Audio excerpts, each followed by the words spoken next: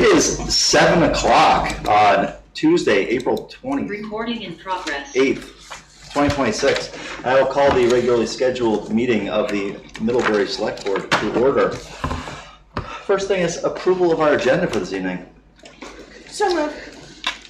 Second. Moved and seconded. Any changes to the agenda as presented from staff? No. We're really limited to only 15 minutes for our charter work session. We were hoping to get 20. We might go over a little bit, Fred. We'll see how tight I am on the All timer. right, we'll see how fast we go. Okay, very good. All in favor? Aye. Next up, approval of the consent agenda. On the consent agenda this evening, we have our prior minutes. We have minutes from the Energy Committee, DRB, Conservation Commission, Planning Commission, Conservation Commission. Again, two of those. Too bad we never get infrastructure on there. Yeah. We have a lot of liquor and tobacco renewals. We've got a bunch of check warrants. Winter sand and right-of-way maintenance policy assignment. Public assemblage permit for the Festival on the Green. Yay. Very exciting. Another sign of spring. And a town manager's report, including a bunch of stuff that was really interesting. I move. Moved. Second. Seconded. Any comments? I have a small correction on the minutes. Yes. I think Matt Haywood, his name is spelled H-A-Y, it's H-E-Y, I think. It is, yep. Good catch. Some future archivist is going to thank you for that, Farhad. Any other comments, corrections, or things that you'd like to pull? No. Hearing none, all in favor of approving the consent agenda? Aye. Aye. Unanimous again. Next up, citizens' comments. A time for people to bring to our attention anything which is not on the agenda. If you are in attendance on Zoom and are interested in participating in citizen comments, please raise your hand and you will be promoted to speak. There is no one in attendance that seems to be here for citizens' comments, so I'm going to move along. The next item, number 5, loan forgiveness approval, housing tax credit loans and affordable housing sites. This is fascinating. This is the kind of thing we don't see very often. I've never been so early Yeah, in the agenda. let's do it. And we're running 8 minutes early as well. Yeah. Okay, so I think this is. Oh, there is a hand up from Oh. Shane Backer. Let's bring her in before we jump into this. Although it's probably for this. Hi, Elise. Hi, I am just here if you have questions. Perfect. Oh, Perfect. Glad to have you here. Okay, so this is a new one. I don't believe any of us in our current capacity with the town would have seen these before. Yeah. We have been approached by Evernorth to forgive some long-term deferred loans. And I want to be careful since it is our first time dealing with this. They are legally deferred loans, but they're very similar to a grant in their structure and setup. The intent is to provide low and medium income housing to Vermont communities and projects around Middlebury. So we would have been the recipient, kind of the overall structure, we would have been the recipient of grant funding through the state Vermont Community Development Program, which is basically the state's arm of federal block grants, basically their receiving end of block grants. We would have been the recipient of those grants, and then we would turn around and kind of the commingling of different programs federally between tax credit investors and the block grants. My understanding is it kind of prevented 20 years ago these from being treated as just a pure grant originally, and kind of laid out this deferred loan structure. So for 18 to 25 years, they have been complying with annual reporting and maintaining good standing with these terms. the town has had a little bit of compliance. We basically upload their financials once a year and click a few boxes. Our end is not so bad, but then the state also is pushing to try to get these cleaned up and cleared, because I think they have a lot of compliance involved. A number of towns used to use these to convert them to a revolving loan fund. So you would you'd help finance these projects up front, but then you'd have money later on to reloan for new affordable housing projects. We do have a revolving loan fund. My understanding was that this would not qualify for that. I could be wrong, but I think, I don't think a mechanism is there for us to get the funds back and then relend. Again, I could be wrong. But basically the compliance period has come to an end. These are now purely nonprofit entities and are able to request this forgiveness. And so with the state's recommendation, I'm also recommending that we go ahead and forgive the loans. Is it coming from our pocket or no? It's not they certainly weren't our funds originally. But when you said that we would have given them, so we did give the money out. Right, so at the time, we were the recipients of grant funding with obviously terms associated with that grant, and then So these had closeout agreements that Yes. provided that they We were going just- to be Like a pass. We just facilitate, Okay, so we So- had an agreement that they were going to be we forgiven have from the outset. agreements, right. Okay. the in funds come place. to the government to us and we dispense. Right, starting with the federal government, then to the state, then to us, Yeah. to these entities, so lots of layers involved. But no, these were not Middlebury taxpayer, or at least property taxpayer dollars. Right. So if they were granted with original closeout agreements that were provided for this, then what, is there any thing that we could do or should do that, other than just, That's kind of my understanding, is that we pretty much should go ahead and forgive these loans. So, but the loan is not due to us, is it? It is technically due to us. I think if it was repaid, I think that would probably constitute program revenue for the state's, programs.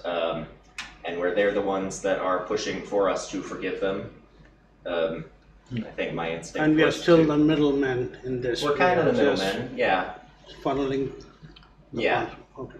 Yeah, it has to be a municipality that's receiving these funds and is the grantee. So I think that's our role in this equation. And so we turned a grant into a loan, and we're basically turning it back into a grant. It's like, you don't have My to repay understanding, this. and I'm not expert on this, but my understanding is that to get these projects working, a lot of the time you have to have multiple sources of Sure. funding. And so you would have had the tax credit investors in there Right. to presumably, more of a for-profit relationship. And I think it's the interaction of that and the block grants that didn't quite allow for this to be a grant from the beginning. So we had to wait for the 15-year compliance period for the tax credit piece to kind of expire and for these to convert to fully nonprofit organizations. That's my understanding for this to qualify. Danielle, did you have a question? Nope, got it, thank you. Okay. Elise, is there any further clarification you can offer for this life cycle? You really nailed it. Perhaps just the most helpful thing to add is that if we were to do another project with these funds in Middlebury, the state has figured out how to make it work without this grant, sub-loan, deferred, then forgive. Great. It's now just a sub-grant. So like when we built Firehouse Apartments in Burr Gens, the grant money came into Bristol sub-granted it into us. They don't have to upload the financials, they don't have to tick the boxes, they don't in 20 years have to have a select board meeting. It is fascinating to me that that you pretend it's a loan, but the payment starts after it's completely depreciated, With right? no interest. Right, at Yeah. zero interest. Yeah, it's a financial sleight of hand. All right. Other comments or questions? Dan, you satisfied over there? Okay, You want to- bring it. I'll move for the town of Middlebury to forgive the active loan to Middlebury South Housing LP of $750,000 with no interest that is due March 21, 2037. Second. Moved and seconded. All in favor? Aye. I further move for the town of Middlebury to forgive the active loan to Otter Creek HLP for $192,500 at 4.4% interest compounded annually that is due April 9, 2038. Second. Moved and seconded. All in favor? Aye.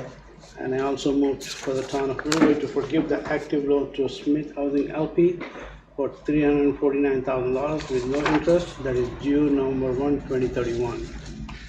Second. Moved and seconded. All in favor? I finally moved for the town of Middlebury to forgive the active loan to Stonehill Housing LP with $600,000 with no interest principal payments that is due for July 30, 2035. Second. Moved and seconded. All in favor? Aye. Aye.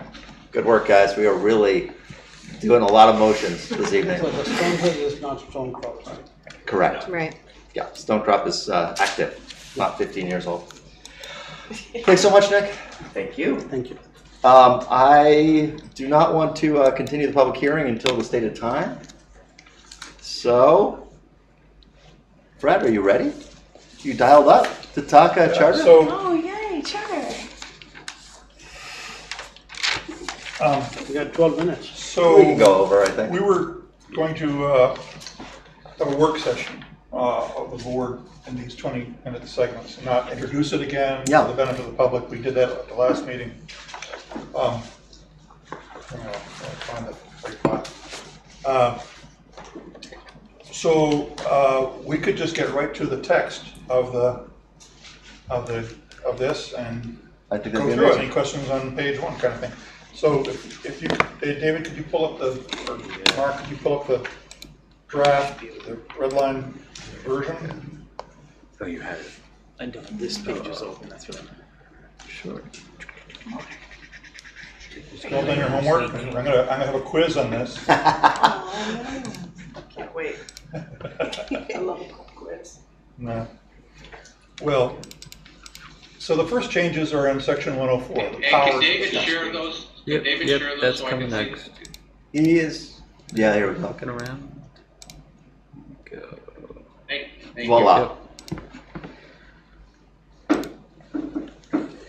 So the first changes are in section 104, powers of the town. This is the different kinds of ordinances that the town can enact. In the information, one of the reasons that we chose to be a little more explicit about the kinds of things is because of what's known as Dillon's rule. So for those of you who remember in the summary document, because of the way Vermont's constitution is drafted, the state legislature has the power to make laws, and towns can only do what the legislature expressly says. There's another class of constitutions that are home rule. The towns can do whatever the voters will allow them to do unless it's proscribed by the state. We're not that kind. We're a Dillon's rule state. So we're adding things that and in the first one, this originally just dealt with water and sewer, and it's been amended to cover any improvements in infrastructure in the public right-of-way. Any questions about that?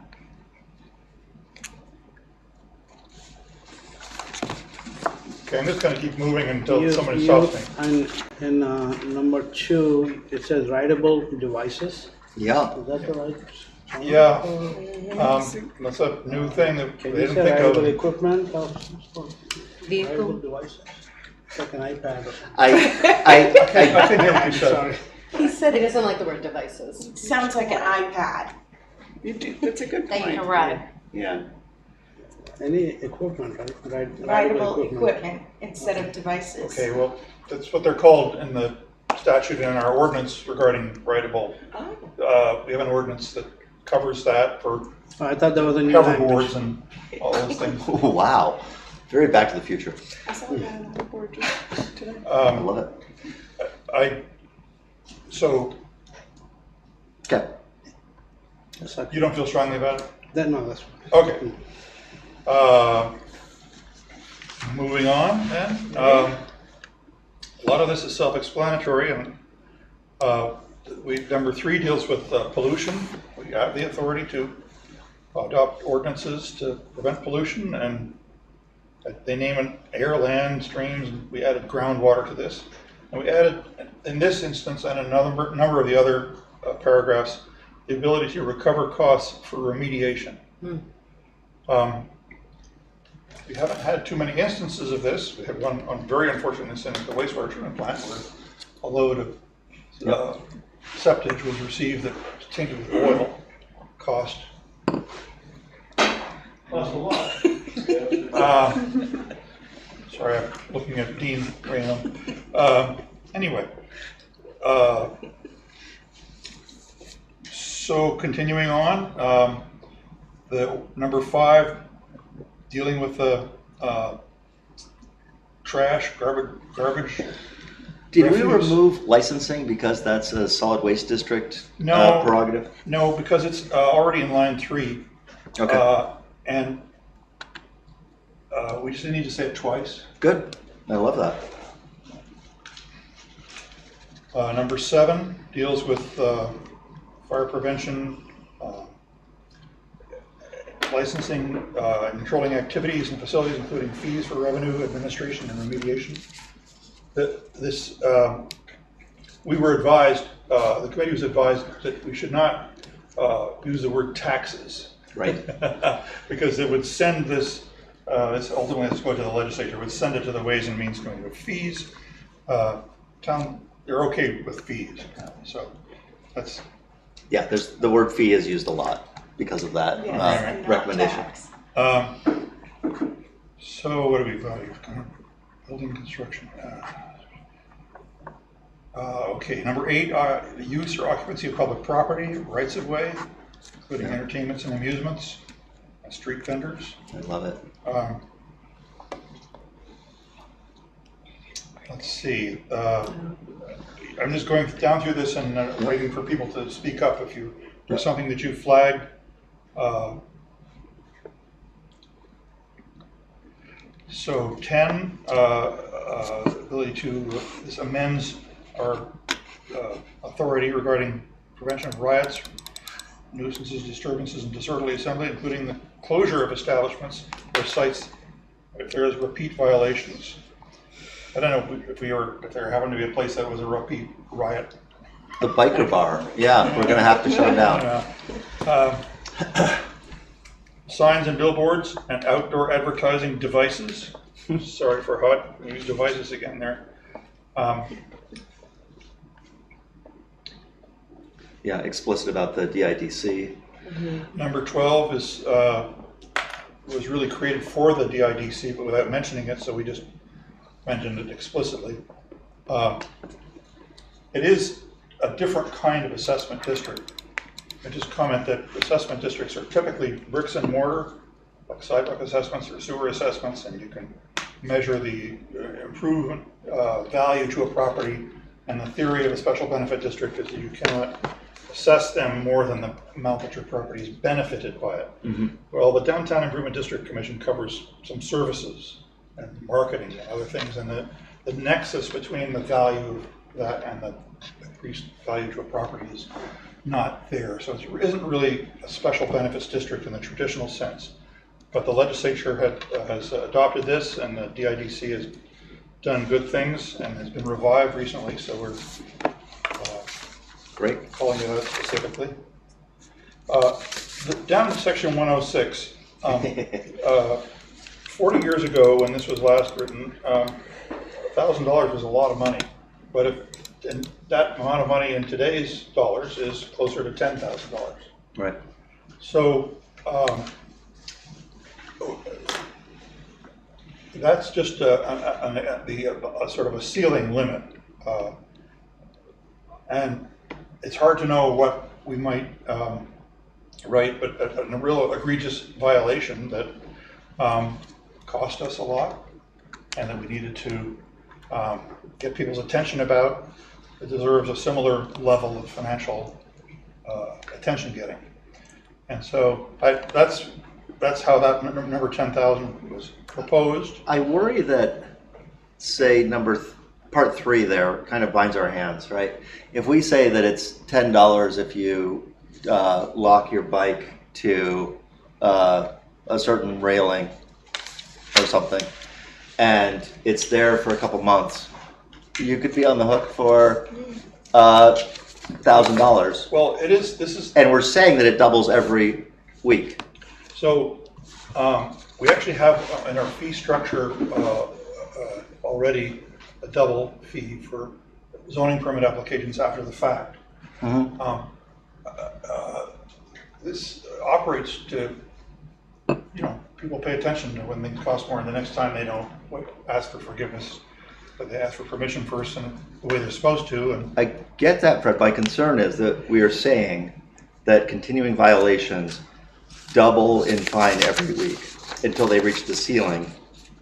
And I guess the ceiling for a locked bike in the wrong place is not going to be $10,000. no, But you have to trust that the future select board or town has a enacting reasonable these things is ceiling gonna for be these reasonable. things. Okay. Each But- thing but- will have a different ceiling, each. If you And choose, the very maximum ceiling is this if $10,000. you choose to use this, you don't have to have this. It's a tool. And all of this is putting tools in the municipal toolbox to be able to do things. And we may not have specific examples of where we would use it just yet, but there are ways to get people to comply with things. And potentially is pretty serious. If we had something that was really egregious, that we really wanted to get them to adhere to an ordinance, this would be pretty powerful. You gave an example of a bike. Yeah. What's the ceiling? What does somebody have to do to get a $10,000 fine? We haven't said. We have not enacted an ordinance with We would that have a amount. schedule of fines somewhere. We have one right now, but we are now saying that the limit for our fines. But for example, a pollution incident, polluted septic, that cost $200,000, Yes. something like that. We really don't want people to cost us. Sure. It's helpful to understand that this is just setting out what we are allowed to do, not what we must do. Well, Correct. Right? kind of. It depends how it's written. If it says that for continuing violations for each successive week, the rate of such fine shall double until they reach a ceiling defined within the ordinance. That's specific. That means it doubles every week until it reaches the Where you ceiling so defined in the So you ordinance. could say that, maybe we could clarify that. We could say we will have the power to do this for certain kinds of ordinances that are where it's deemed important. I don't know why we wouldn't. You already said that we have a doubling rate for late zoning, Well, ex post zoning applications, right? so that's not a fine, it's actually, A fee, whatever. it's the cost of chasing after an Yeah, applicant. no, I get it, but I don't know that we need to be explicit about this. I think that this explicitness is binding in a way that we might not want to be. That's my only concern. Okay, so should we put a question mark on that? Yeah, I think we should put a question mark on 3. Can I make a motion to table this Yeah, conversation and until after let's the public hold this hearing? until the public hearing. I think it's a perfect time to do that. Thank you. I was going to, yeah, brilliant. Thanks for those who've joined us since we were talking about the charter. We took a little break from our schedule. We were running ahead of time, and so I bounced us over the continuation of the public hearing to the next item. But now we're going back to agenda item 6, the continuation of the public hearing and adoption of the proposed relocation of a town highway. In accordance with Title 19 Vermont Statutes Annotated Section 709, the Select Board is continuing a public hearing to take further questions and comments from the Middlebury community regarding the proposed relocation of Town Highway number 20 as it relates to the proposed solar project on Middle Road South. All right, the public hearing is open. I believe we have available a sketch Yes. of a modified path for the right of way. Yeah, so we'll get that pulled up for you.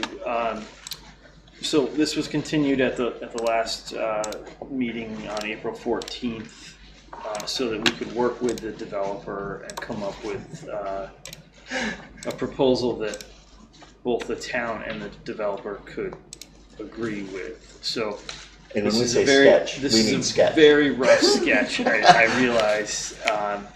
But this is what we're proposing this evening Yeah. This, for your consideration. They are proposing. This version here that you're seeing is an agreement between staff and the developer. No, okay. Oh, Staff, So- meaning the public works staff? Correct. So staff supports this concept. oh, okay. Was that one in our packet, that picture? But how does that It is differ not. from this? Well, there's two revised ones in the packet. We can open up. They're referring to the initial, No. the initial version 2. Okay.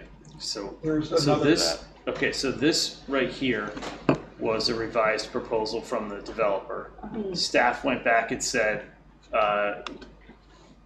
we'd like you to consider moving away from that ledge line. So Okay. this version here is an outdated version now.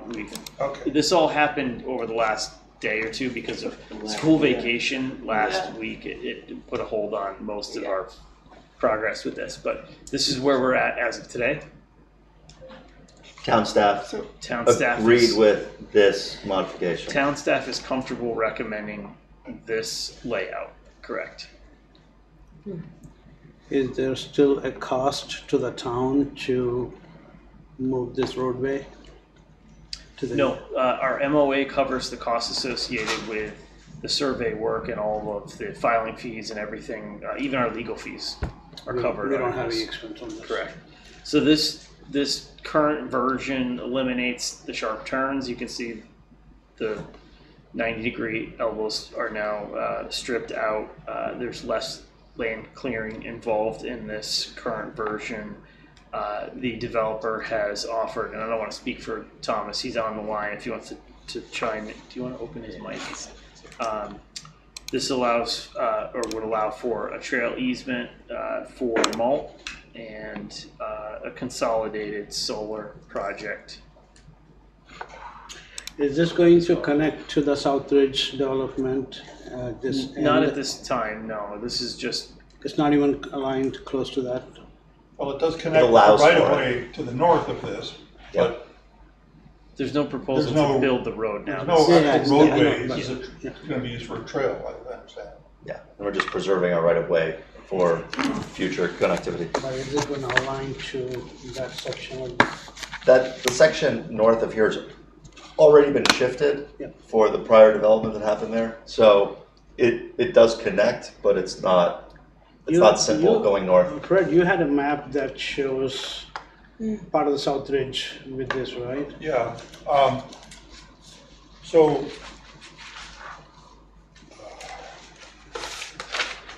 I did some research on the land records, and this is, Can I? You can pass it over here. And so the right of way to the north was relocated in yellow, and then this was the earlier version. You can pass that around. I actually have more copies of that, but This is, I do. I guess off of that question is, well, two questions I have. The first one being, if we had any intention, which I hope in the future we do, of giving the middle school a second entrance yes. or egress, yes. Is this going to have any negative impact on that? And then second, when we say staff approved, are we still in the case of them deeming it not in the best interest of the town to go through with this, or is that changed since the April 8th memo? The recommendation has changed since the April 8th Okay. memo from staff. Okay. But the statute still requires at least requirements in the public. We have to. Right. Yes, so you're Correct. saying that Okay. That's what. that the staff now think this is in the public good to make this change? We would have to draft findings that do establish that there's some public good to this, right? But staff is comfortable with this, with presenting this layout for your consideration. So this is a public hearing. I think we should hear from Yes. the applicant. Yeah. And I think what's important is how would the solar arrays fit around this, and how would that affect the access to the other land, the swamp lots? How would it affect the movement of wildlife? I mean, the Planning Commission did a lot of good mapping and research of forest blocks with the solar arrays laid out on it. And I'd like to hear more about those pieces of this. Yeah. And Thomas is on and can speak to the solar development portion of that All question. right. Thomas, the floor is yours. Yes. So, trying to go from memory here on what the specific questions were. The first one was access to the swamp lots off to the west. That would not be impacted. There is still an existing pathway that runs from east to west between the two arrays. So that has not changed from going back to our very first design 9-something months ago. So there would still be access to the west for the swamp lots. Regarding wildlife corridors, we would maintain the same wildlife corridor between the two arrays, so that has not shrunk. And that was based upon feedback from the Planning Commission. And then as far as public benefits, one of the issues that was raised by Public Works was the cost of building a road through this area, and so having a shorter road to build would reduce costs. So that, I would say, is the most tangible benefit as it relates to construction of the road. Additionally, as I mentioned last time, we have offered to conserve land with mulch and to provide trail access through the forested area to the northeast of this. So that would be an additional public benefit. Were there other questions embedded there that I missed? You did pretty good, I think. Let's see. Other questions for Thomas? No, I'm good. I do. Yeah, Dean. This is a public hearing. So, Dean Ram, Lake Roy Road. I am part of town staff, but not tonight. Yep. I'm here as a taxpayer. Different department, I didn't have anything to do with this, so. Here on my own. The question I had for Thomas is, my understanding of the solar rules for building is there's a 50-foot setback from the edge of the right-of-way, or did I hear the traveled portion of the road? It was 100 and traveled. Yeah. 100 feet from the traveled portion. 100 feet from the traveled portion. And they were building it with the expectation that there could be a traveled road in the town right away. And Is that correct, Thomas? Correct. so it's not a measurement from the end of the edge of the easement? It is. So the right-of-way is 49.5 feet wide, and the state rules stipulate that for a project, sort of anything of commercial size, needs to be at least 100 feet back from the edge of the traveled way. We are assuming, to be conservative, that the traveled way could be anywhere within the 49.5 foot right-of-way. So therefore, from the we would have a 100-foot setback from the right-of-way. Okay. All right. Well, thank you. I guess my only other comment would be if you folks find it is public good and benefit and want to realign. I like the town's proposal. I think that covers most of the issues as best we can. I mean, the other option is do nothing, of course, but. Sure. That proposal's better. Less turns, less crooks. It gets it away from the ledge a little more. So shorter road. Shorter route. It actually brings it back to where it was in the 1800s. Yeah. Basically. Cool. Vintage. They knew, they knew. The only other thing I might throw out there in their latest proposal, they offered up a 60-foot right of way. So I can speak to that. I did pass that along to both Matt and Emily when we had this conversation. They said 49 and a half feet is more than sufficient. The only 60-foot right-of-way that we have currently, I think, is maybe off Route 7. Yeah, we've got some that are 150 feet. Also. Anyway, All of South Ridge is. they said it wasn't necessary, so I'm just passing that message along. They didn't feel like anything more than 49 and a half Well, feet. any extra easement we could get. I mean, I'm just saying it might be a good gesture if the town is, if it is the public good and we're giving something up, changing it around, maybe a 60-foot right away is a little bit more than Standard in 49 is and a half. actually 60 for new development. But if you folks choose that we need to alter it, the latest town proposal, I could support if you go that way. Great. Thanks, Dave. That's all I got. I appreciate it. Thank you all. Is any interested public on the Zoom or in person? You have comments on the? No? Okay, very good. We do have a hand, actually. Ellen, see? All right. Ellen, I'm gonna allow you to speak. Welcome, Ellen.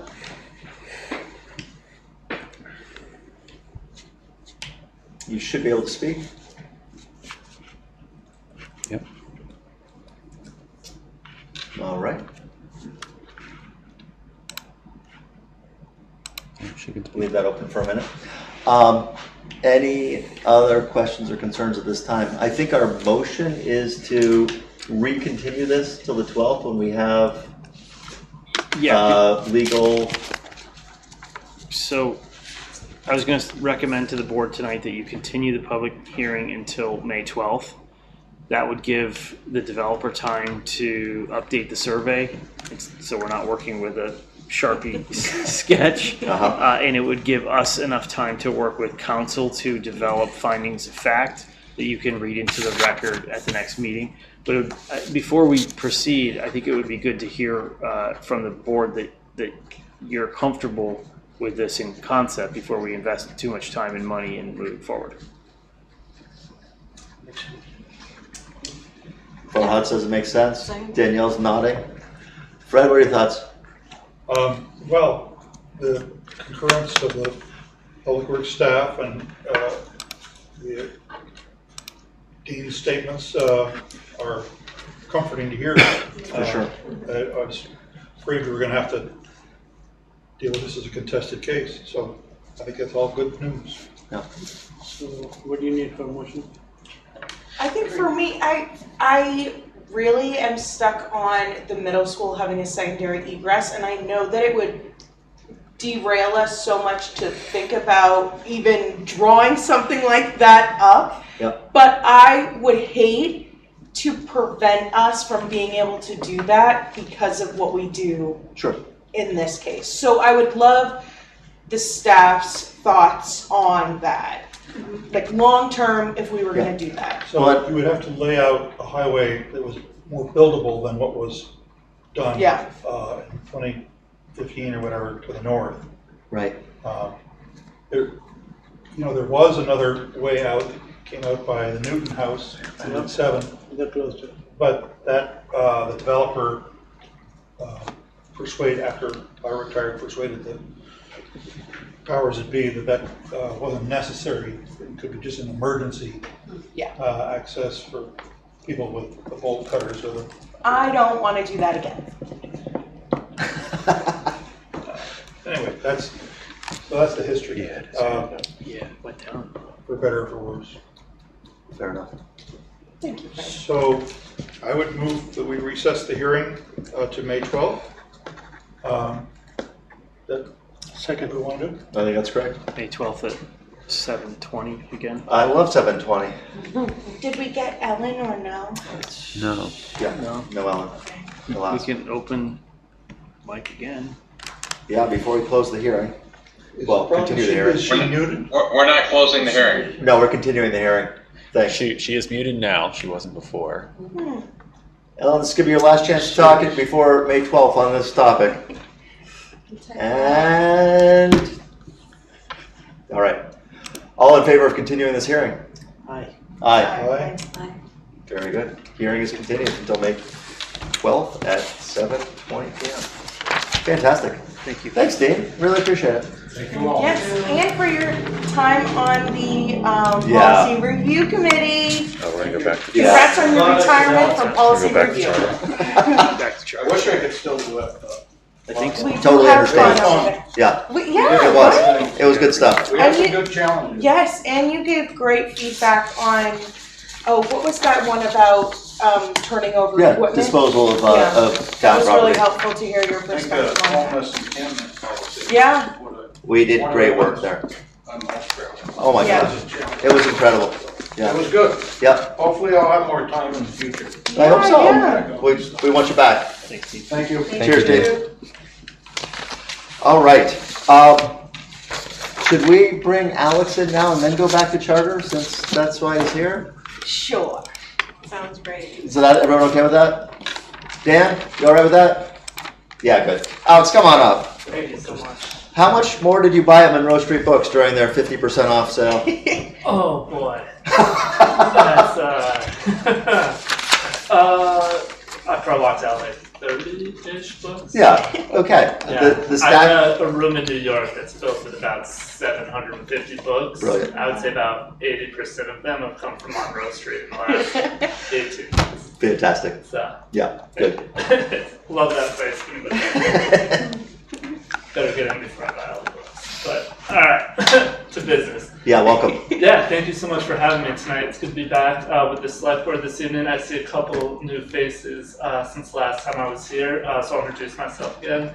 My name is Alex Armani Munn. I am the Executive Director of the Addison County Economic Development Corporation, and I'm here tonight to speak with you about CHIP, the Community Housing Infrastructure Program. I'm sure you've heard about CHIP.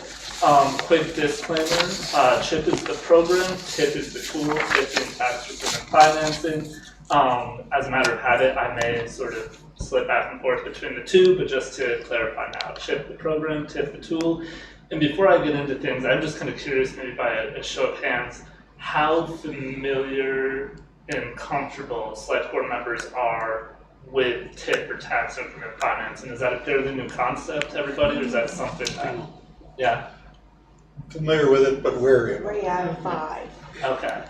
And we could sit here all night talking about TIF, and as much as I'd love to do that, and I really would, I will spare you that torment.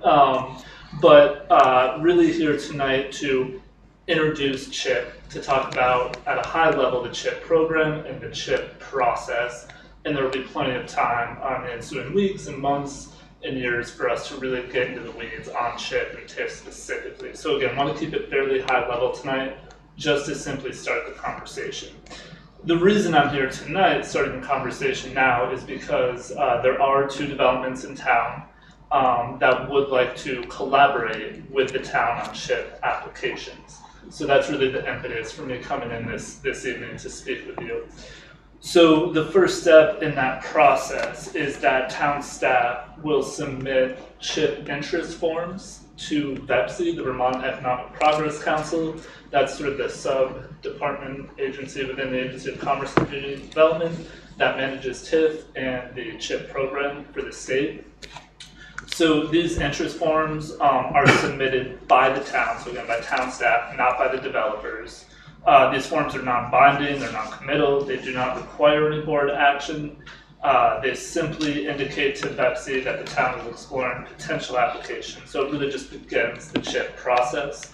So it's really just a formality that we're here tonight to let you know, hey, we have these interest forms in the pipeline, we'll go to BEPC, and we will begin that process of working with all of you.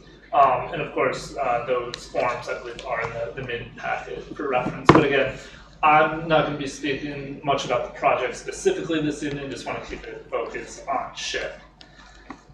So once those forms are submitted to BEPC, ACEDC will provide technical assistance to the town and those participating developers to compile the components of CHIP applications. So there are really four main components to a CHIP application. The first is a housing development plan. This is really simple, straightforward. The housing development plan is basically a narrative saying, hey, this is the housing that would be built, this is the type of units for sale, for rent, market rate, affordable, mixed income, whatever it may be. So really just describing the housing that will be built in that project. The second component is the TIF plan, the financing plan. And this is a really major component of the application. So this is that really fun, like 20-tab Excel spreadsheet where we really get into the numbers of projecting potential property tax revenue into the future, looking at how that may be split between what's retained by the municipality, what's retained by the ed fund, what's supporting infrastructure for the project, really, forecasting how property assessments may grow, how property tax rates may change. And that's basically, again, where we get into the weeds of, do the numbers make sense? Will there be revenue generated to cover the debt or cost associated with the infrastructure needed for this project? So the TIF plan is where, as I work with the town, those developers, a lot of our time will be spent on that TIF plan. So the third component is a housing development site. This, like the housing development plan, is very simple and straightforward. The housing development site is literally just a site plan. It doesn't have to be fully engineered, it can be conceptual. The one big thing it has to do is show the parcels that will be created through the project, especially if it's a subdivision, if you're taking a 10-acre parcel and chopping it up. We just need to see the boundaries that will be created. So, and also, of course, the location. So again, housing development site, super simple, super straightforward.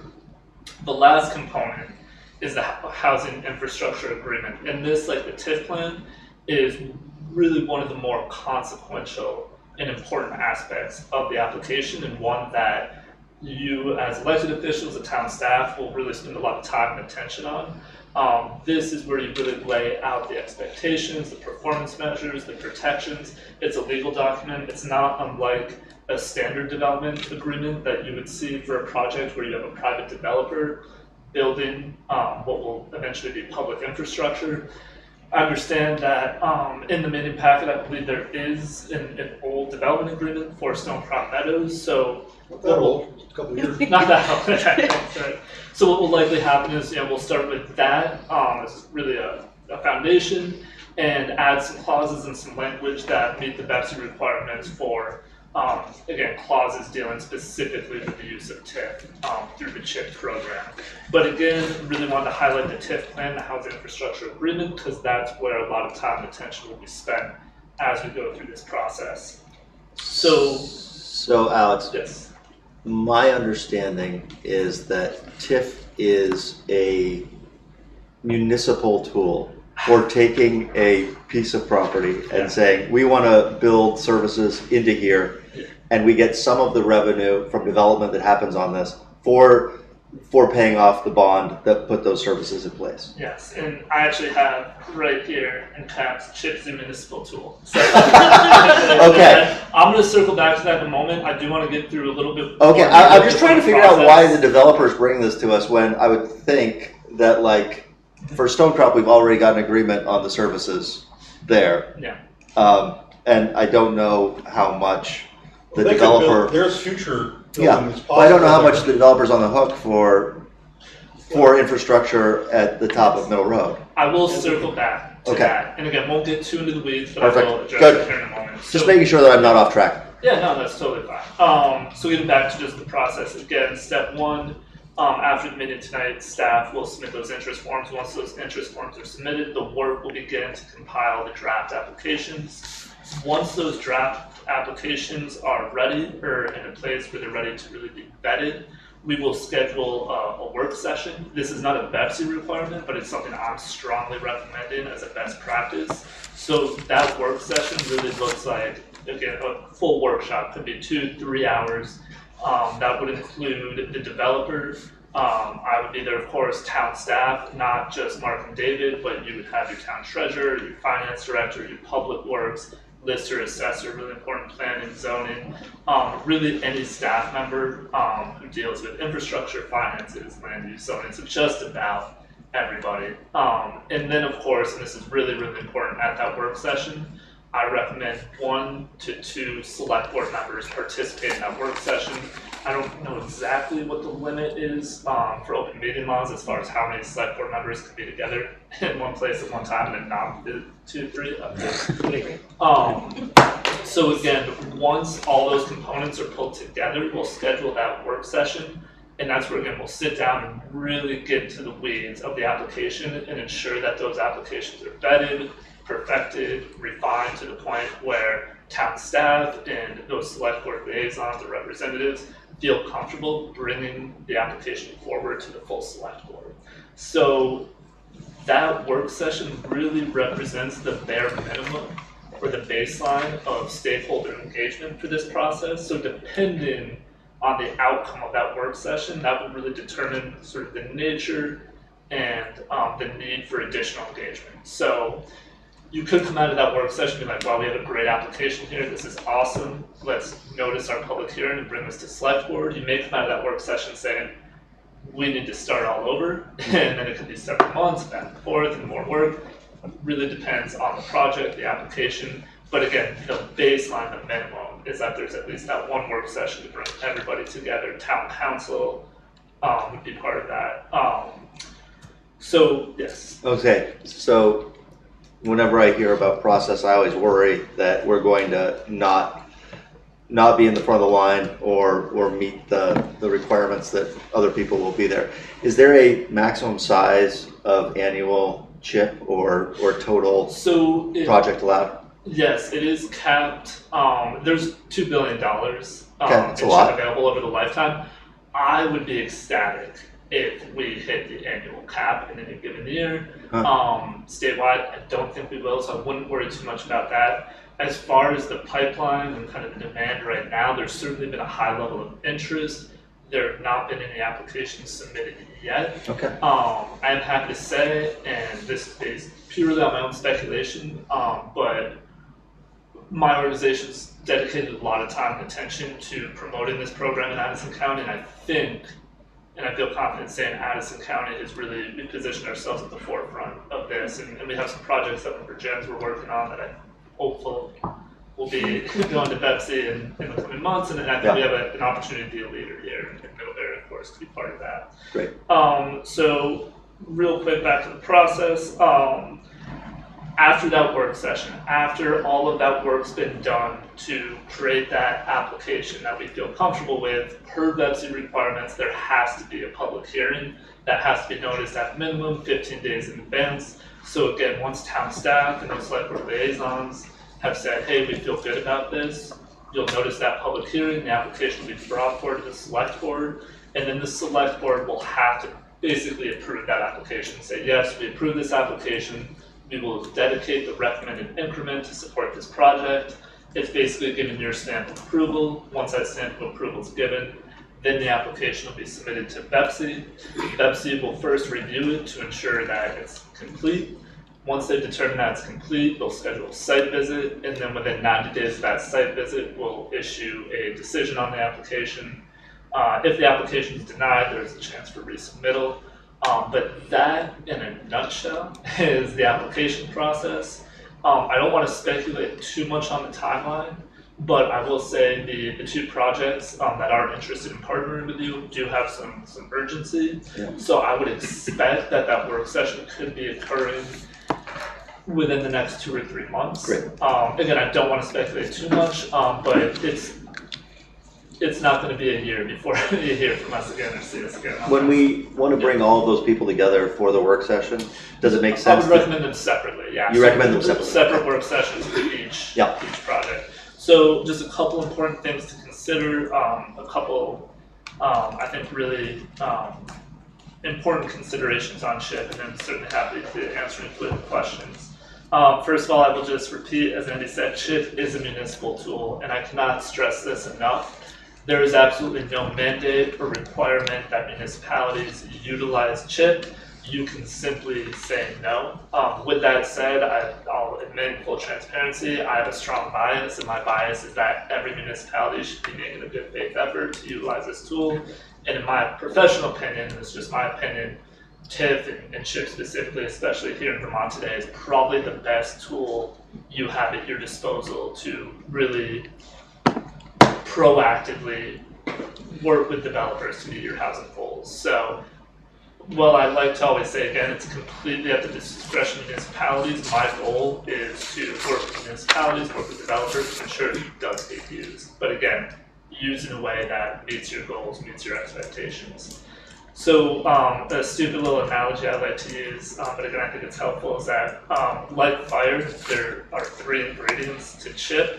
So to create a fire, you need fuel, air, and a spark. For CHIP, you need housing, that's your fuel, you need infrastructure, that's your air, and you need municipal consent, that's your spark. So again, if there's no housing component, there's no CHIP.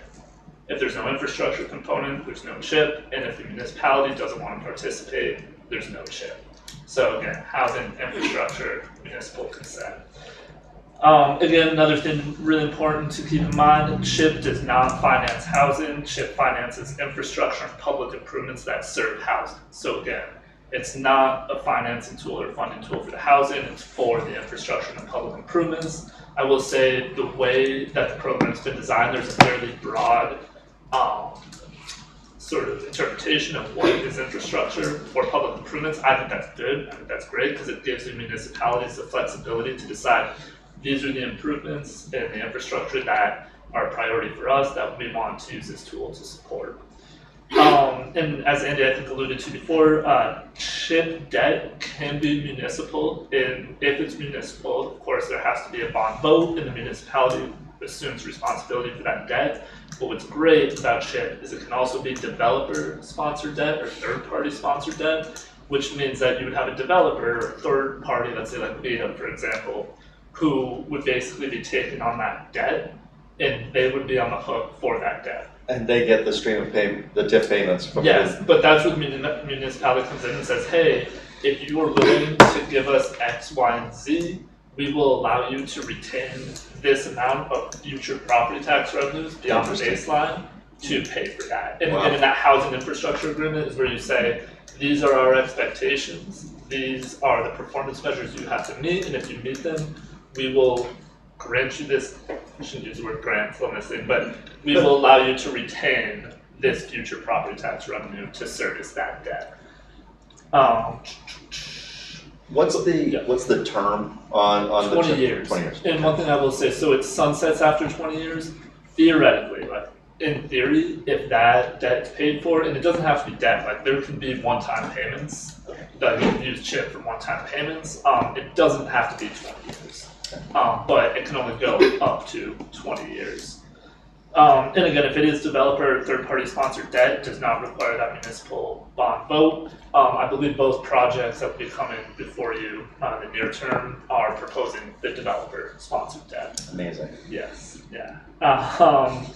So, and I'm sure folks have seen this, but that municipal increment dedicated to infrastructure will vary between 85 and 100%, and again, that's at your discretion.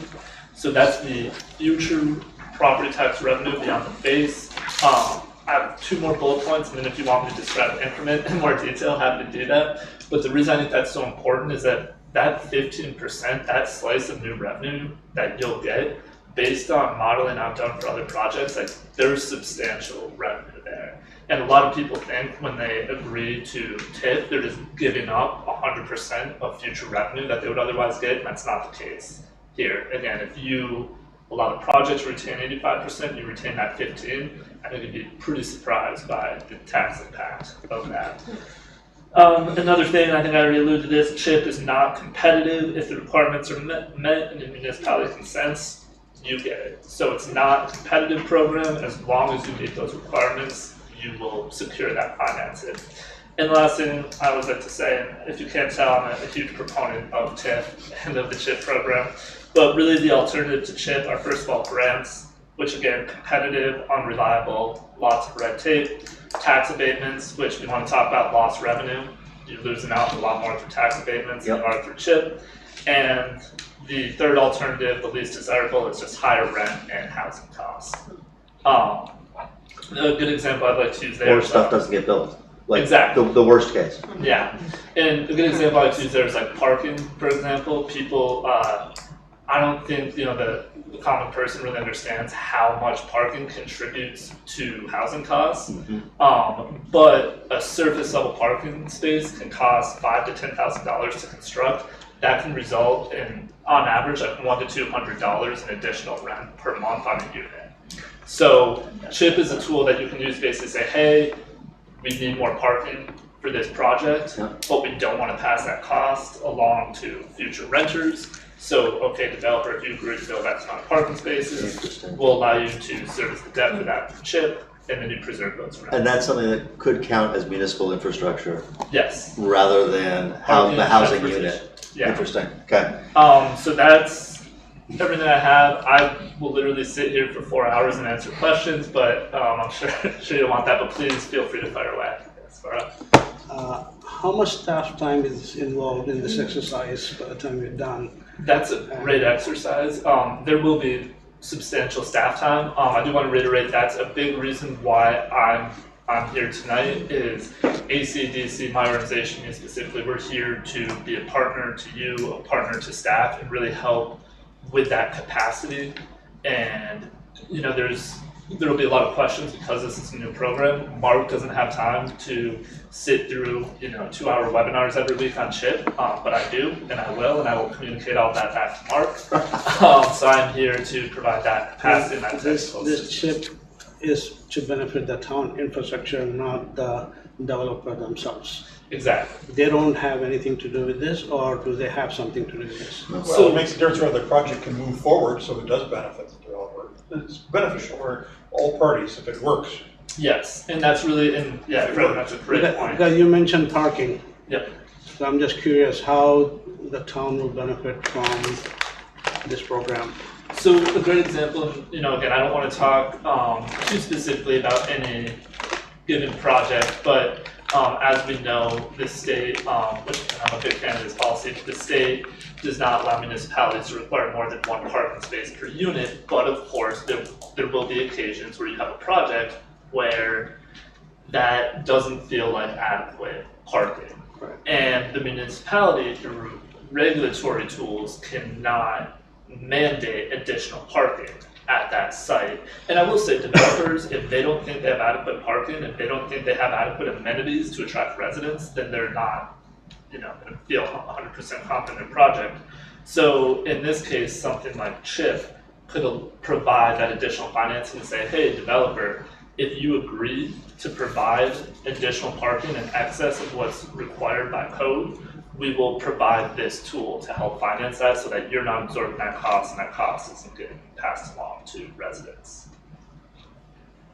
Can you speak to how broadly something like this would support affordable housing and not just us building because a developer who has a lot of money, who wants to make market rate apartments or rentals or housing on a plot of land, but like we in our plan have said, oh, this would be a great part of our community to build out and get affordable housing moving, but maybe we don't have that third leg of a developer who maybe applied for HUD grant or something like that. Can you speak to that's a great question. So first thing I'll say is, in addition to the municipal property tax involved in CHIP, there is of course the Ed Fund, the state property tax as well. And again, the sort of parameters for the municipal increment is 85 to 100%, but the retention for the Ed Fund increment varies depending on the income levels served by the development. So if it's a market rate or middle income project, they can retain 75% of that Ed Fund increment. But if it's affordable, they can retain up to 85% of the Ed Fund increment. Okay. So there is a tiered sort of incentive there for affordable housing. The other thing to consider here, and again, this is where I think it's such a great tool for municipalities. In theory, and I'm not recommending this, but in theory, a municipality could say we are only going to provide CHIP for projects that meet these income requirements or serve these income levels. Again, I do not necessarily recommend that, but you have some flexibility in the increment that you allow to be retained. So you can say, hey, we'll allow 100% increment retention for affordable housing projects. If your project serves people earning 60 to 80% of AMI, we'll let you keep 100% of the municipal increment. If your market rate or above, we'll give you 85%. Another thing I do want to mention here, again, and love affordable housing, it's important we need it, but there's a lot of subsidy for affordable housing. This is a great tool for affordable housing, of course, but also for projects that are utilizing no subsidy. This is a great tool for those as well. So, Alex, I keep on like thinking about one of the projects that's before us, right? We've got Stonecrop, where we have an agreement already about responsibility for the infrastructure. And then the developer comes and says, hey, go and get this pot of money so that we can, we've got an extra chunk of cash, which would have been municipal tax revenue, which can go to make these properties more affordable. It feels a little bit like we're shifting our money to the developer, or potentially just directly subsidizing round 2 units as a town. Yeah, so and this is where, again, I don't want to speak on behalf of Stonecrop Meadows or any project specifically. Mark? I was just going to say, Zeke is on the If call. Zeke is on, He's iPhone 5. Oh, I see. Very sneaky, Zeke. Very sneaky. Can you guys hear me? We sure can. Hey, everybody. Yeah, sorry. I'm solo parenting this week, and I got 2 kids at bedtime, but so I'll spare you the video. But to that point, Andy, it's a great point. And I'll say, first of all, thanks to Mark and Alex for the coordination and the organization they've done so far. I think, this is important. I mean, Stonecrop has a chance to be one of the first. I mean, we're obviously shovel ready because we're under construction. And to address your concern, Andy, the development agreement that we have lays out the sort of 4 phases of infrastructure construction we do and what we need to deliver to the town, because certain aspects of that infrastructure are going to be municipally owned, right? We're dedicating to the town, and the development agreement talks about when the town can take them over, what we have to deliver at each of those sequences. It's not about financing at all. Right. We can't do phase D, which, we're under construction on 85 units, and in the current phasing, we could do maybe another 10 to 20 on it, so we get to about 105 units, but we can't do the next 100 without financing that works. And so we're kind of dead in the water on the final 100 units that we have because we just don't have the financing. And so that's where TIP would come in, and that's where our ask is going to be. It's on that last phase D piece that we have a development agreement on what we have to deliver in order to get COs, but we don't have financing for right now. So our ask, and what we've started to talk with Alex and Mark about, is just what are the pieces, what are the components that are TIP eligible or CHIP eligible, and what would that application look like? And we just have to have a lot of conversations with FC, since we're, I think, a little bit of an unusual case in that we're already under construction on the first 3 phases. So we're shovel ready for phase 4, but we just have to figure out this financing piece. I hope that answers, and I'll be quiet as I can here, but It let me know absolutely does. That was a great answer, but it also plays into the idea that the college is changing the way that they contribute to municipal finance by encouraging this development on their parcels. And if we then give up a chunk of the revenue from that development that we're doing on what used to be their parcels, we're left holding an empty bag.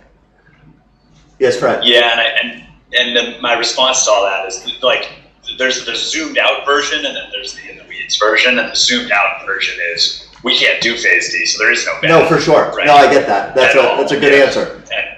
Right, and so I just give that perspective because that's what any program that leverages future tax dollars is predicated on, right? It's predicated on the fact that that future grand list growth doesn't exist unless you use a certain increment from a certain number of years of that grand list growth to debt serve cash, whether from a bond or a private debt that you can get up front. And so that is the trade-off always in all of these, and it's the town's, all the select board's decision to what is important, what is the long-term grand list growth value, what is the short-term, and how can we land in a place that we're really comfortable with. It's a huge opportunity, obviously, big TIF, which is sort of a, if we build it, they will come model, and Alex may quibble at how I articulate that, is a much bigger lift and would be out of reach for a town of Middlebury's size, maybe. But the project-based TIF that CHIP is, which sort of is predicated first on a project like ours coming forward and saying, we could use it in this specific way and it'll be contained here and we can model it. I think makes it a nimble enough program, as Alex has described, to work for projects like ours. But I think that you nailed the nail on the head there, Andy, which is, it's this catch-22 of, we build it, we don't have the value of the, some portion of that increment for a little while. Right. But we want the long-term value of it in the long, there's zero long-term or short-term value if we don't do it. That's sort of the purpose of TIF in general. Indeed. We had a discussion in this chamber about double counting a while ago, and I just don't want us to do it again. That's all. Anyway, that was very good. Thanks, Fred. So thank you for your initiative in this, Mark and Alex. I think it is definitely worth exploring. For sure, my wariness about this is that we're all suffering increased costs, and the developments like the middle apartments, reading the text of the interest letter, things are in their pricing, they're costing more, and how can they make the project work? And I'm sure this is happening in Zeke's project too. Well, towns are also suffering from trying to figure out how to deal with increasing costs of things. We're suffering significantly, and people think, oh, we can just grow the grand list and grow our way out of this. And I would love to see the financial projections and believe that the growth is going to happen in a timely way to make the payments. If it doesn't, then we're all in trouble in this. That's the wariness I have about TIFs. Is if the economy stumbles further, which it might do, then where are we? We did an exercise at our 2 meetings ago. Ken Perrine, retired president of the bank, asked, how much grand list growth would it take to have a level tax rate? And the answer is an enormous amount of growth, more than the economy will sustain, more than Zeke can build. And so saying that we have extra grand list that we can use to help finance things, we would love to be able to have the housing development. But we don't have extra grand list. We really don't. We need that growth in grand list for our own increased costs as a town. That's the problem. And we need some pretty severe and convincing financial projections to convince ourselves and the public that it's worth doing this. Yeah, all great points, Fred. And a couple of things that I'll note. The first thing I'll say is in putting together those financial projections and that modeling, I, as a matter of practice, really recommend an extremely, an almost absurdly conservative approach. So for example, Betsy kind of uses a baseline of assuming 2% property tax rate increases in that model. And I think we know that property tax rates generally go up 2% year to year. Also looking at just the natural appreciation of a property. If I come to you, or if a project comes to you with a TIF model that relies on 20% assessed value growth every year and property tax rate increases of 10% every year, and it barely pencils, that's just a bad projection. So we will take extremely conservative approaches to modeling because you want to have a model where it's okay, worst case scenario, if property tax rates are stagnant, things don't appreciate. Is there still revenue growth here that makes this work? And if it works under those non-ideal conditions, then it's probably going to work under more realistic conditions.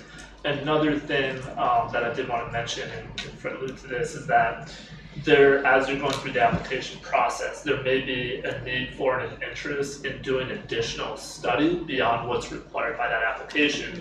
And that could be a fiscal impact study. That could be looking at, okay, let's assume that we make CHIP available to support, we project that 500 new housing units could be developed, here in Middlebury through the use of CHIP in the next 5 to 10 years.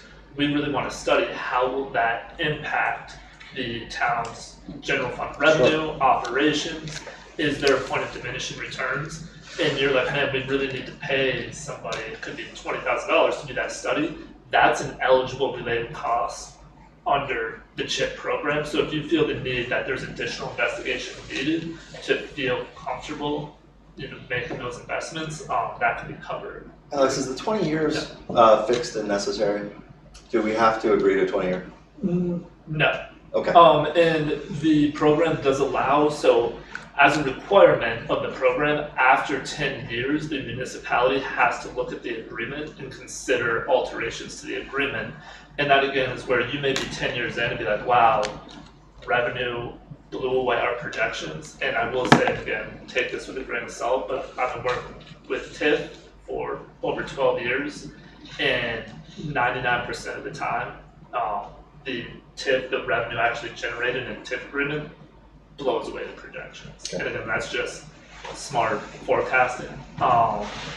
So after 10 years, you can look at that and say, hey, this debt's going to be paid off in 2-3 years, and you terminate, the CHIP life just ends once it's paid off, once all the requirements are satisfied. So April 1st, when the grand list is set, each year has come, and has our grand list grown any this April 1st? I don't know, but we could certainly We'll have to find out. check in with Allison. Set a tax rate. I'm concerned about the length of this meeting for our member who's 5 time zones away. Dan, are you holding up? Yeah. Falling asleep. Okay, very good. I just want to ask, if we as select board members want to learn about CHIP more, do you recommend VLCT's resources? Yeah. Are you guys going to be putting together like a select board? So the LCT, yes, amazing resource. Bonnie Wonder has been amazing.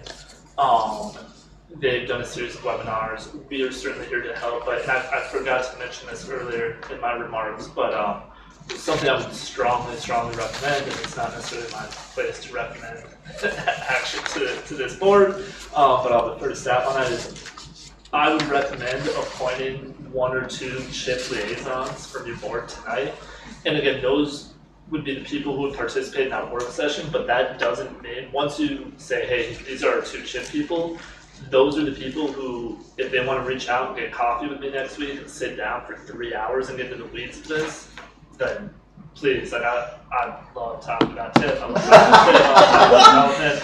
Those are also the people that, again, between now and when that work session happens, you as that liaison, if you want to say, hey, can you show me this model? Or hey, like, I want to sit down with Mark and David and really look at this housing infrastructure agreement.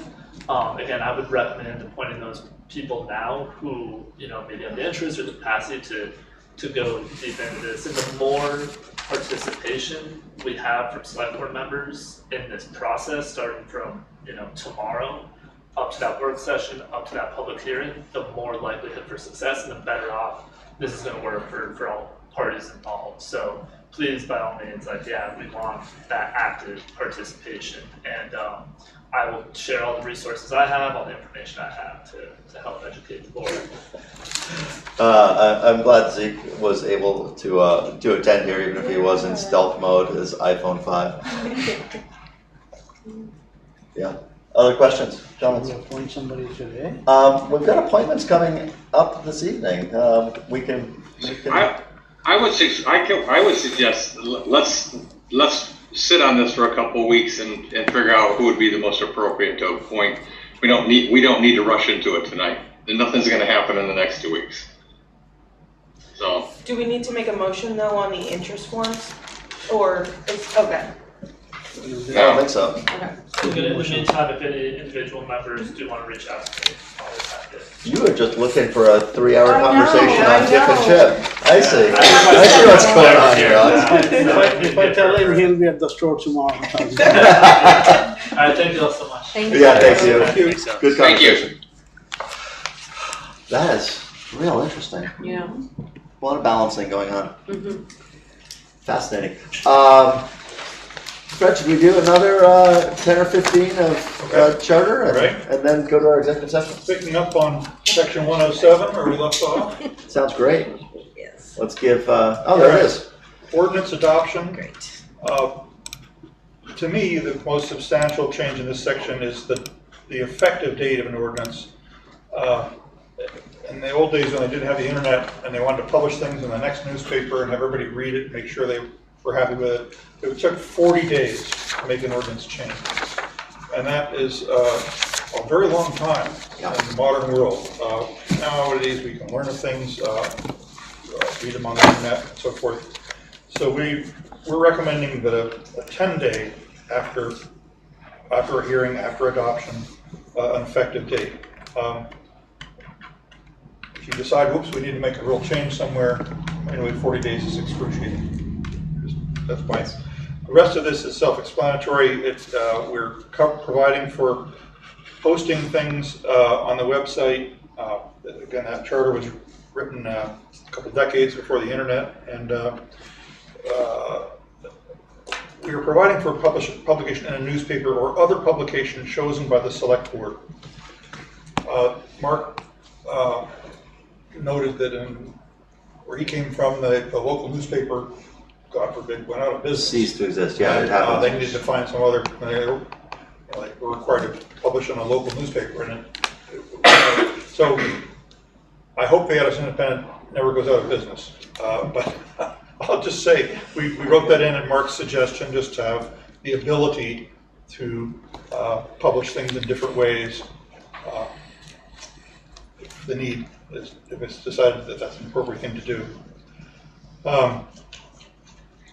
Any other questions on 107? Makes sense. 108 is a referendum. Believe it or not, there's a referendum and an initiative provision in the original charter. I can't think of a time when we've had an initiative under section 109 for a lawful ordinance proposed by the voters, but it's there. We're going to hang on to it, I guess. It's funny, it takes 5% to bring an initiative and 10% to amend or repeal it. Yeah, didn't we talk about that? I bet we did. At one point. Why shouldn't that be the same percentage or something? Yeah. If somebody wants to read that and think about harmonizing that, we didn't change the percentages in our draft. But so these ordinance enactment procedures don't apply to planning and zoning because state law has its separate process for that. Let's see. Then we get into officers, elective officers.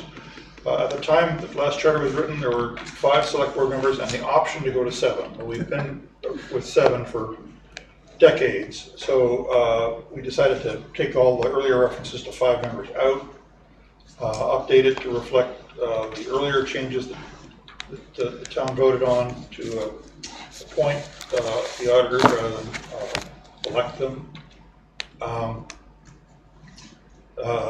Under elective officers, the reference to the school board, we're not calling it the ID4 school board or the UD3 school board anymore.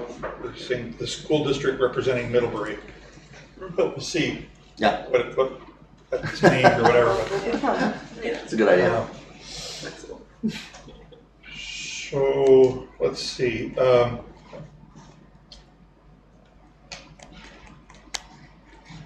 Terms of office, instead of a lot of text, we just provide that their terms shall be staggered, so not more than 3 terms expire in any given year, and eliminate line 9 lines or so, section 303. Oh, that's great. The auditors, again, make reference to our 2015 amendment.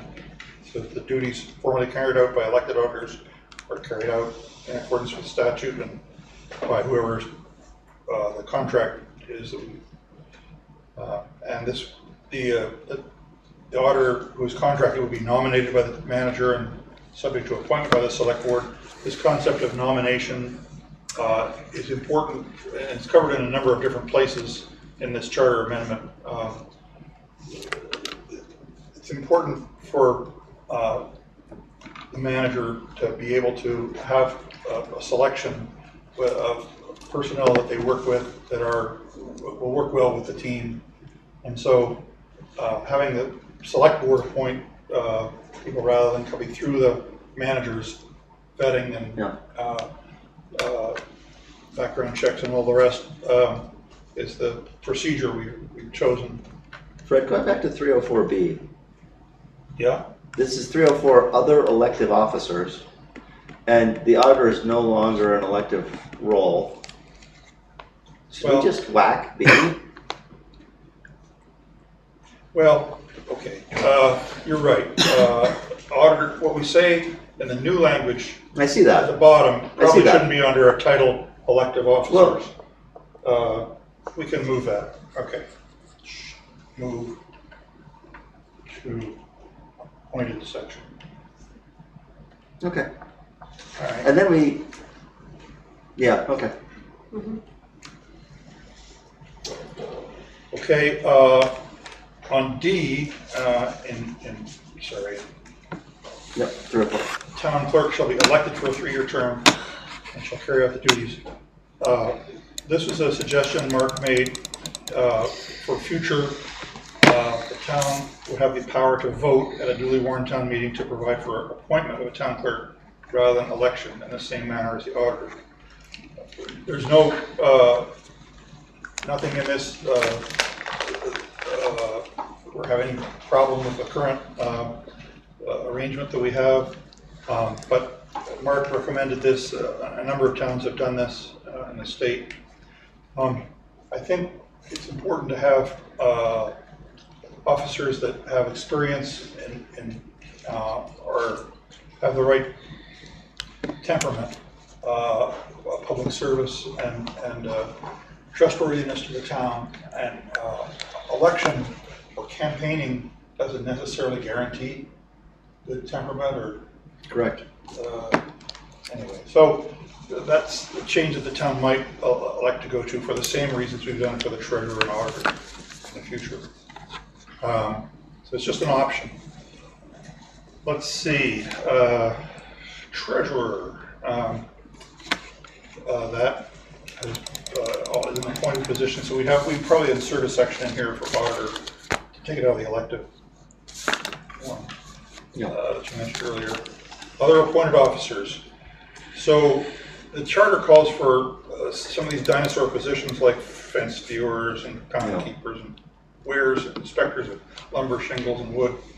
And we've proposed the idea that we would have some of these offices only if needed. So the fence viewers only if needed. And frankly, to address the requirement in the charter that there be a fence viewer appointed, I volunteered to serve. I've never had an actual legit fence viewer case in 3 years. Because both sides have to have cattle. Right. This is about who pays for the fence. Yeah. And some people think it's about selling actual aesthetics of a fence or property lines that has nothing to do with that. We're gonna,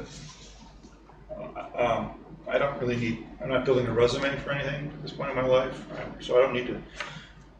I'm writing myself. I saw it on your LinkedIn, Fred. You've got fence viewer. Fence viewer. Yeah. Vacancies and appointments, section 308. This is basically bringing up to speed our current procedure. That we publicize it and publish it vacancies. and post Opposed to the person seeking appointment. Now, it used to say any qualified voter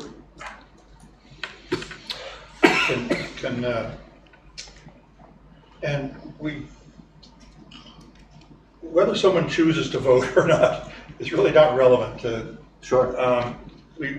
Anybody seeking appointment can submit their name, and then we can. And we don't ask applicants for these legal status about what party they're in or anything like that. In fact, nor does the state. We might actually write something in here that they should be nonpartisan in town. But anyway,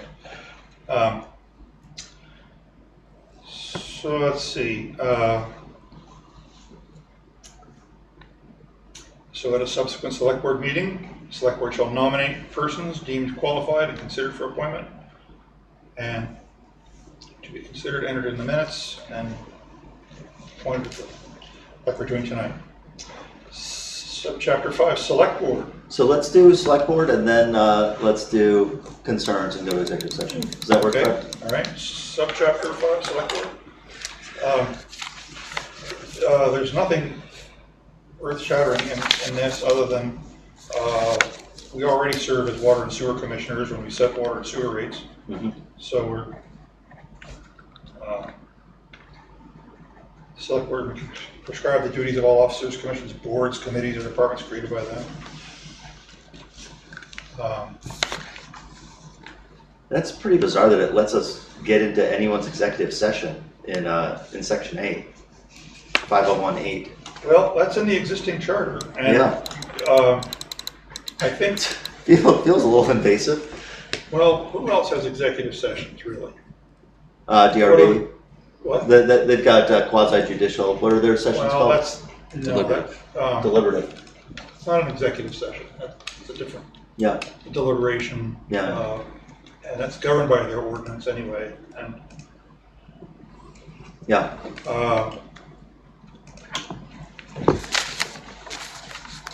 Maybe we should have deliberative session. Can we put that in here? What? Can we put in here that the select board can have deliberative sessions?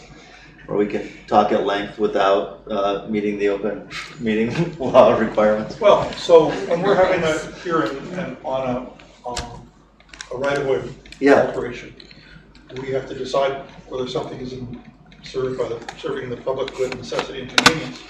We could recess and deliberate. Could we get it in closed session? I don't know. We're in a quasi-judicial mode at that point. Maybe we could. I don't know. Yeah, I don't know. Read this more yeah. But it's well. Moving on here. The major part added before section 502 here. Select board shall require its appointed boards, commissions, committees by staff assigned to them post things on the website, including their notices and agendas, along with available information. This is a practice which the town has come to appreciate. It's increased transparency, and so we thought this was worthy of putting in the charter and continuing. Adopting and maintaining policies and procedures regarding ethics. State law requires us to do this. Annually confirming that newspaper general circulation for publication, which may be augmented or replaced to provide either similar or superior public noticing residents by other means as the select board shall determine, as discussed earlier. Good stuff. Meetings, 4 members are a quorum. Executive session or deliberation and all motions we voted on in the public meeting instead of all issues. Made available. This is all current practice or reflecting state law.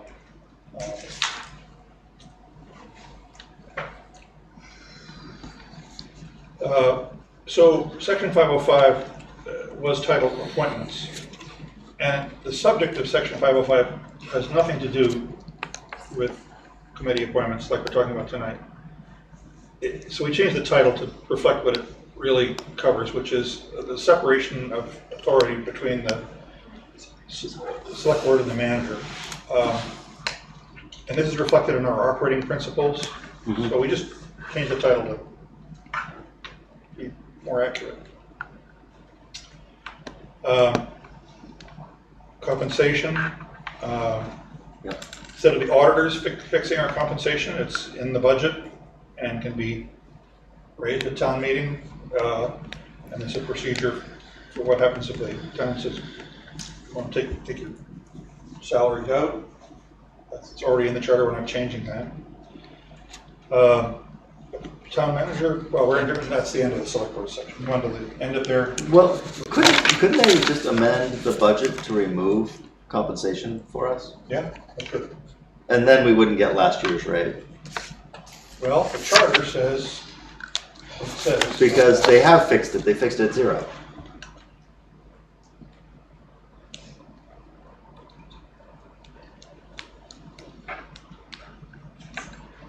So what do you think should happen? Well, I think that's what would happen, right? I think that if there was an amendment from the floor to strike the line item for select board compensation, that they would have chosen to compensate us at a rate of 0, and that would not be impacted by that last line. I see in many towns that the compensation for the select board is its own item on the warning. I've seen that too. And I think that this language is more related to that.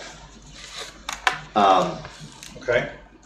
I'm not aware that they've ever done it that way. Yeah. In our warnings, but maybe they did.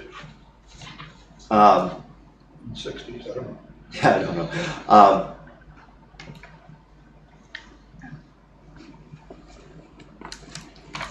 Yeah, I just don't think that second sentence is doing anything in 506A.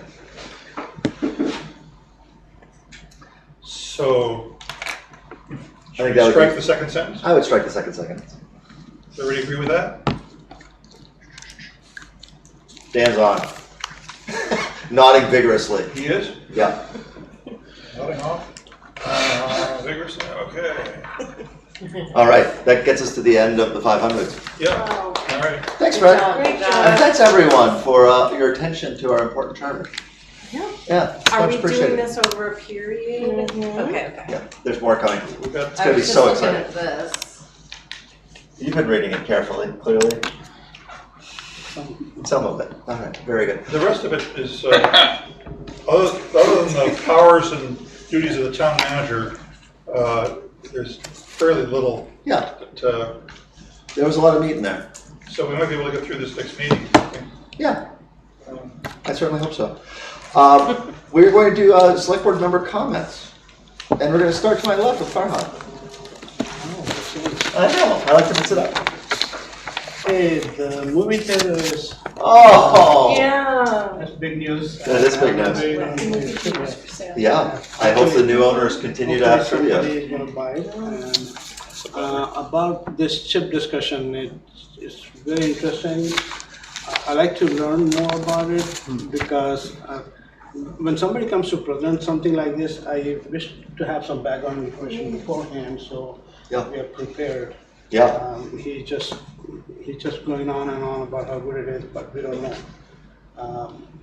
Thanks, Dan, for pushing it for 2 more weeks, so we can have some time to digest this. Yeah. I think we keep saying that it's to the benefit of the town infrastructure, but the developer also is benefiting from this. And your point too about us not getting the revenue. Sure. Yeah. I attended one of those lengthy VLCT webinars on chip, and I would say that this discussion was much more accessible than that webinar. I do know that they're very knowledgeable. I think that because the audience is so varied, because of the number of elected and staff and developers and stuff, that this was more useful content in one place. Do you Yeah, have a what's lot your- of info on chip? No, it's so early on. These are our first applications, our letters of interest, but VLCT is offering a lot of training, and I'd be happy to forward those along to you if you're interested in. Yeah, if you read that Middlebury Apartments, one next to my store, Yeah. he has a lot of stuff. He got to his word limit for sure. Yeah, he wrote a lot. The Summit property is not so much. Is he on as well? We're learning as we go, and I think that's why it's so important to partner with Alex and his team at the ACEDC, because this is new to all of us. Sure. Okay. Thanks. Yeah. Dan, I'm going to the screen next. Okay, I don't have anything tonight. How great is the island hiking and whatever you're doing? We're having a fabulous time. We've hiked 4 days of the Cotswold Way. We started the West Highland Way a year ago. We finished that, and now we're going to be on the Isle of Arran hiking for 8 days with a group of Knowles alumni. So it's great. Fantastic. Sounds awesome. Yes, fabulous. Thank you. Frederick. I don't have any. Okay. Busy editing. Very good. Danielle. I am sorry to say, I don't. What? Just like that, you're all set. Well, That's okay. Yeah. I've been It's at getting late. meetings Yeah. since It's a long day. 8 o'clock this morning, and Fair enough. I'm taking it in. You have something. Ms. Gogarty. The annual skate park meeting is tomorrow Yes, at the Marquee. Yes. It starts at 6:30, and I will attend on behalf of all of you. You're welcome. I was there last year. Were you there? No, Okay. but I will be this year. I see. Very good. And I will have a burrito. I was wondering about the burrito. Very good. Nothing to me. Nothing from you. I don't know if y'all get the legislative digests from Josh at VLCT. They are usually fascinating. This one just arrived, and one thing stuck out to me. Local option? What's that? The local option? No, No? which was great, and I did reach out to our senators on that immediately today. Yeah. The joint hearing for municipal and town highway funding, which happened last week.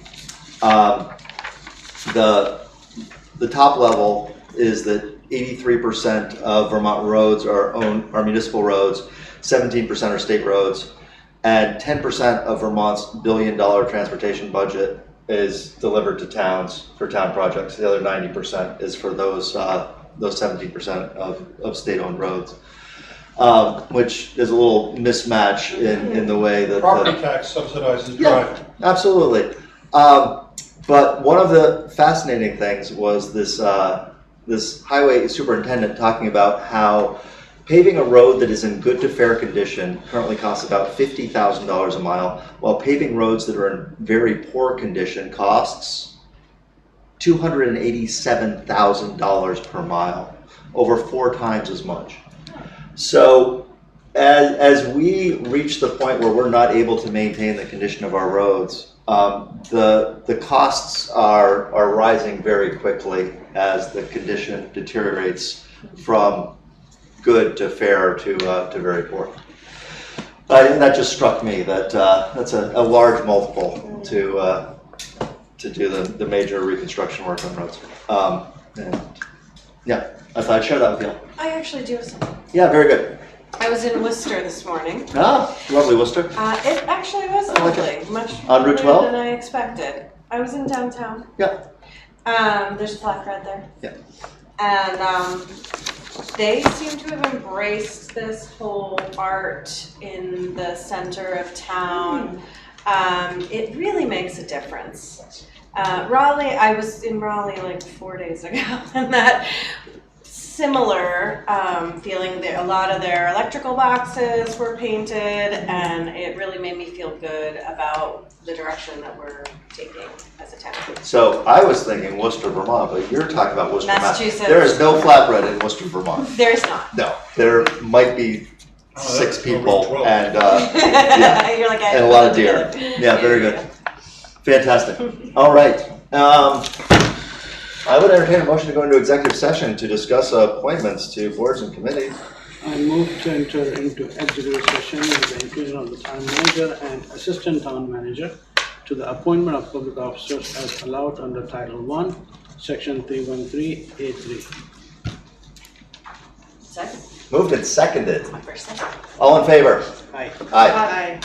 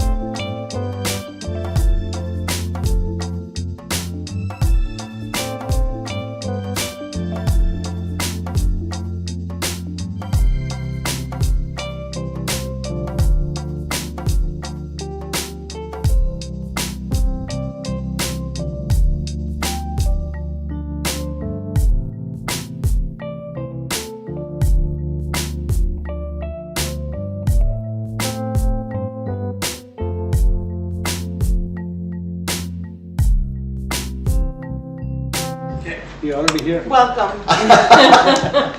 Welcome, Drew.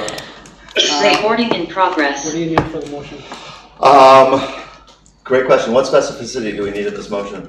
You have all the notes. Contested seats, Other with than the exception of DAC. Okay. Yeah, that's okay. And do we mention the alternate for Derek And Andy. Well, and Andy? And Andy, yeah. Who wants to do that? Do it. So I will move to appoint all the nominees to various boards and Derek Kroom as an alternate on DRB. on the DRB. And we are adjourning on the DSC for a later meeting. Yep. And Andy Yeah, Mitchell, Andy Mitchell is- alternate to the IDC. Alternate, yeah, on the DIDC. And recommending Lauren Ogden as Deputy Town Health Officer to the state. That was in there, right? Didn't see that. Yeah. That was in your motion, I heard it. That's in the motion. And the Sports Commission, we're gonna appoint nominate Jason LaRock. nominate Jason. So I'll bring it back next week since you have a two-step process. Okay. Okay. Fred, you seconded all that nonsense? Moved and seconded. All in favor? Aye. Aye. Aye. Very good. Wow. All right, with no further business, Motion to adjourn. Second. moved and seconded. All in favor? I'll third it. Thirded. Aye. Good night, Dan. Thanks for sticking with us.